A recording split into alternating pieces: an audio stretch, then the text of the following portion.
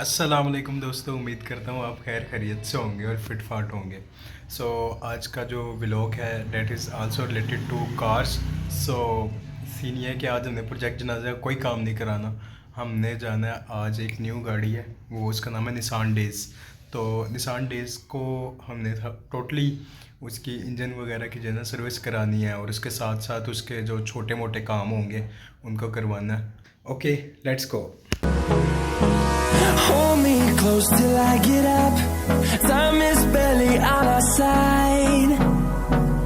I don't wanna waste what's left. The storms we chase are leading us.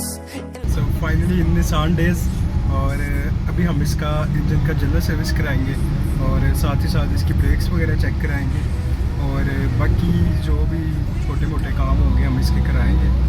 गाड़ी को हमने duct पे लगा दिया और साथ ही साथ इसकी ओवरऑल चेकिंग हो रही है, नीचे से भी और ऊपर से भी ओपन। अरे यहाँ बाद ही कितने लग गया, कहाँ वाले खुला ना। इंजन के अंदर जो स्पार्क प्लग होते हैं उनको ओपन किया जा रहा है, उनकी कॉइल्स को भी ओपन किया जा रहा है और चेक करेंगे कि उनके कैसे हालात हैं।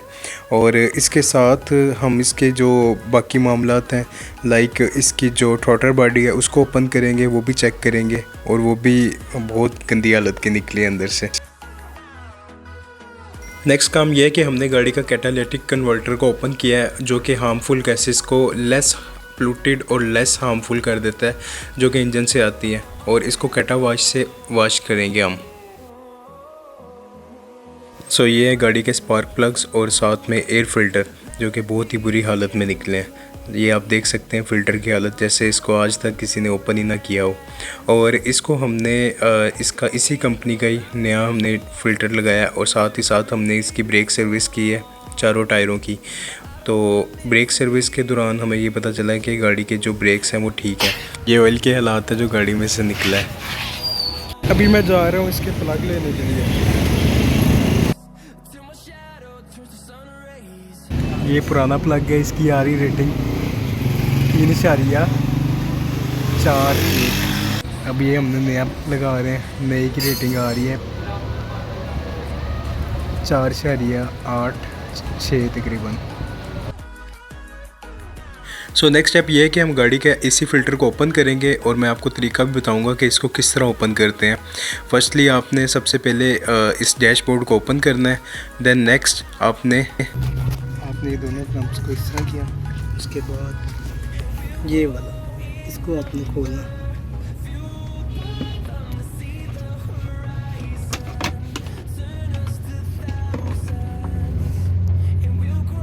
इसमें तो फिल्टर ही नहीं है। ये हमें लिपॉन कंपनी का मिला है, 450 रुपये का। लेट्स सी, इसमें पूरा आता ही नहीं आता, क्योंकि जो जैपनीज़ गाड़ी है ना, इनके थोड़े बहुत मसले होते हैं कि इनका जो सामान है ना वो इजीली नहीं मिलता।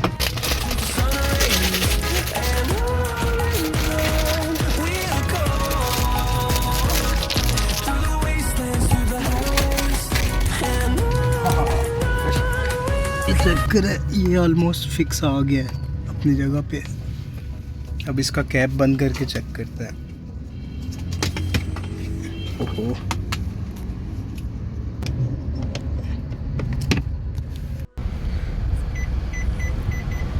एसी की थ्रो भी अच्छी हो गई है उस फिल्टर के बाद, और इसकी जो स्मेल है वो भी पहले से बेहतर हो गया। अभी हमने एसी ऑन किया है। अच्छा, इस गाड़ी में क्लाइमेट कंट्रोल है, लाइक आप अपने हिसाब से गाड़ी का क्लाइमेट एडजस्ट कर सकते हैं। अभी ये मैंने 20 पे किया हुआ है, और इसमें मोड्स भी हैं। ये फुट वाली साइड पे भी जा रहा है और फ्रंट पे भी आ रहा है, और ये अकेला फुट पे चला गया। उसके बाद ये सामने वाली ग्रिल के अंदर आएगा, उसके बाद ये भी फ्रंट पे आ गया, ठीक है। और ये ऑटो का मतलब ये है कि ये गाड़ी के हिसाब से अब इन्वायरमेंट को एडजस्ट करेगा। अब ये देखें, जहाँ पे जितना नीडेड है उस हिसाब से इसको एसी के सेट करेगा। फ़ैन को भी, ये अंदर अगर ज़्यादा गर्मी है तो जल्दी ठंडा करके आहिस्ता आहिस्ता इसका जो फ़ैन है ये नीचे आ जाएगा। अब मैं आपको गाड़ी के ओवरऑल काम की रिपोर्ट देता हूँ। तो सबसे पहले हमने इसका ऑयल चेंज कराया, उसके बाद 3 के 3 प्लग थे, उनकी रेटिंग आपने देखी है किस तरह आ रही थी, 3 पॉइंट कुछ आ रही थी। 4.5 से अबव हो तो वो प्लग ज़्यादा अच्छा होता है। तो हमने इसको तीनों प्लग चेंज करा दिए हैं। उसके बाद हमने इसका CVT कैटालिटिकल कन्वर्टर होता है जो कि इंजन से आती है जो हवा, यानी कि इंजन का जो एग्जॉस्ट होता है ना, उसको बाहर पाइप के ज़रिए निकालता है, सिलेंसर के ज़रिए। तो वहाँ पे अक्सर ज़्यादा से ज़्यादा ना कार्बन जम जाता है, तो उसको हमने साफ़ किया है। उसके कैटालिटिकल कन्वर्टर का एक होता है पानी स्पेशल, वो भी आपने देखा है। तो उसके साथ हमने इसको साफ़ कराया और इसके बाद हमने इसका AC का फ़िल्टर डाला है, एयर फ़िल्टर डाला है, ऑयल फ़िल्टर नया डाला है और हेवलाइन 2050 इसके अंदर ऑलरेडी था। तो हमने कम ग्रेड का भी डाल सकते, यानी 1040 भी डाल सकते थे। बट इशू ये होता है कि जब आप की गाड़ी गार्डेड रेल पे चल रही हो ना, यानी जिसकी विस्कोसिटी जो होती है वो ज़्यादा हैवी होती है, तो आप उसको फिर जब हल्के तेल की तरफ आते हैं, हल्के के मायने ये है कि आप उसका ग्रेड में चेंजिंग करते हैं, तो इससे ये होता है कि आपकी गाड़ी के अंदर ना नॉकिंग पैदा होती है इंजन में, जो कि इंजन के अंदर साउंड ज़्यादा हो जाता है और इंजन से अजीबोगरीब किस्म की फिर आवाज़ें आती हैं, क्योंकि आपका इंजन जो है ना वो हैवी तेल पे लग सकता है। तो इस वजह से फिर हमने उसका ग्रेड नहीं चेंज किया। अच्छा, और इसकी हमने ब्रेक सर्विस करवाई है और बाकी ओवरऑल जो गाड़ी की है कंडीशन वो ठीक है। अभी सस्पेंशन का काम होने वाला है इसका, जिसमें इसके कंघी वगैरह है वो खुल के सेट होगी। अच्छा, एक बात मैं बताना भूल गया, वो ये थी कि गाड़ी को हमने स्कैन भी किया है। जब भी गाड़ी जिन गाड़ियों में इश्यू हो, जिनको कहते हैं आमतौर पे कंप्यूटर कहते हैं, कंप्यूटर लगा हो, जो कि इसके RPM, उसके बाद ABS, उसके बाद एयर बैग्स जो होते हैं, ये सारी की सारी गाड़ी के फ्रंट पे लाइट्स आती हैं मीटर के अंदर। तो ये अमूमी तौर पे ये ना फ़ॉल्ट मतलब कि ट्रेस करना हो गाड़ी का कि आया कि गाड़ी में कोई फ़ॉल्ट है ही नहीं है। और ये लेटेस्ट जितनी गाड़ियाँ हैं, बल्कि मैं अगर गलत ना कहूँ तो 2004-05 के बाद जो गाड़ियाँ आना शुरू हुई हैं पाकिस्तान में, तो उनमें ECU बिल्ट इन आता है। बलिनो का इंजन हो गया, उसके बाद यूरो 2 कल्टस जो है, ठीक है, उसके बाद आम लोकल गाड़ियों की बात कर रहा हूँ, जैपनीज़ जितनी है सबके साथ ऐसे ही है। होंडा सिटी हो गया, उसके बाद सिविक, जितनी भी गाड़ी हैं सबके सब यही सीन है कि उनके अंदर आफ्टर जनरल मेंटेनेंस के कंप्यूटर लगवाना ज़रूरी होता है।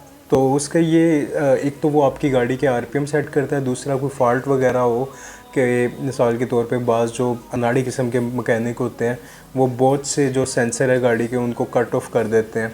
वो फिर सेंसर की लाइट आती है मीटर के अंदर, हमें स्पीडोमीटर के साथ शो होती है कि यार इसका ये वाला फ़ॉल्ट आ रहा है। ज़्यादातर गाड़ियों के अंदर ना आपने देखा होगा कि ABS लिखा आ रहा होता है, एंटी लॉक ब्रेक सिस्टम। इसी वजह से आ रहा होता है कि जब ब्रेक्स ओपन की जाती हैं तो उनको इतने अच्छे तरीके से बंद नहीं किया जाता, उनकी इतनी अच्छी तरह सर्विस नहीं की जाती, जिसकी वजह से वो फ़ॉल्ट आ रहा होता है। हमने जब गाड़ी ढूंढना शुरू की तो हमारे पास बहुत से ऑप्शन थे, जिसमें एन वैगन थी, उसके बाद मीरा थी हमारे पास, उसके बाद आल्टो थी और उसके साथ साथ कल्टस भी आती। But according to our requirement हमें जैपनीज़ कार चाहिए थी, वो भी 660 में। तो Nissan Dayz is not a bad decision. और निसान डेज़ की अगर मैं बात करूं तो जब मैंने गाड़ी देखी थी तो मुझे अंदाज़ा हो गया था कि इसके ऊपर कितना के पैसे लग सकते हैं, क्योंकि अमूमी तौर पे जो हमारा जो बजट था वो यही था कि 14 से 15 से 16 इसके दरमियान, इससे ऊपर नहीं था। तो अब जाहिर सी बात है, आपने भी देखा है कि किस तरह प्राइसेस ऊपर गई हुई है गाड़ियों की। मैं पार्कव्हील पे भी चेक कर रहा था तो एन वैगन की आलमोस्ट 22, 23, 24, उसके बाद जो हमारी माशाल्लाह से made in Pakistan Alto AGS है, ये 22 प्लस ही है। इस रेंज के अंदर हमें फिर ये गाड़ी बड़ी सूटेबल लग रही थी कि आया कि इसके बाद जो हम इसके काम भी करा लेंगे तो हमें ये गाड़ी दुखेगी नहीं कि यार हमने इतनी महंगी गाड़ी ख़रीदी है। इसके काम इंशाल्लाह आहिस्ता आहिस्ता हो जाएंगे। लेकिन जो मेन इशू था वो हमें इंजन का था कि इंजन बिल्कुल ख़राब ना हो, क्योंकि आपको पता है 60 सीसी गाड़ी वो उसका सबसे पहले असम्बली उड़ती है।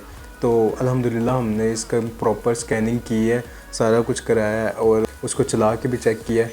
तो ये वीडियो मैं थोड़ी सी लेट बना रहा हूँ और आफ्टर रिव्यू, यानी कि रिव्यू करने के बाद, उसके ट्रायल लेने के बाद कि गाड़ी बिल्कुल परफेक्ट है और स्कैनिंग में भी कोई फॉल्ट नहीं आया, कोई ABS, कोई एयर बैग, कुछ भी नहीं, हर चीज़ पैक्ड है गाड़ी की।